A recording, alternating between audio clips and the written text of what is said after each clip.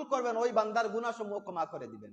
এইভাবে আল্লাহর বান্দা কান্নাকাটি করতেছে রওজায়ে আতরের মধ্যে বসে বসে। পাশের মধ্যে একজন আলিম মানুষ, উনিও রওজায়ে আতরের মধ্যে বসে বসে জিয়ারত করতেছেন এবং পড়তেছেন। এরপরে সে একটা কবিতা পড়লো, গ্রাম্য মানুষ, আর ওই আলিম উনার দিকে তাকাচ্ছেন আর উনি বলতেছেন যে উনি কি পড়তেছেন। আর এই গ্রাম্য মানুষ এই আয়াতগুলা পড়ছে আর কবিতাগুলা পড়ছে, আর তার চক্ষু থেকে অঝর ধরায় পানি জর্জরিত হচ্ছে। কিছুক্ষণ পরে গ্রাম্য বেদুইন মানুষ আল্লাহ রসুলের রওজা জিয়ারত শেষ করে চলে গেল। আলিম বলছেন, আমিও জিয়ারত করে রওজায়ে মুবারকের একটা কুঠির মধ্যে হেলান দিয়ে আমি ঘুমিয়ে পড়লাম।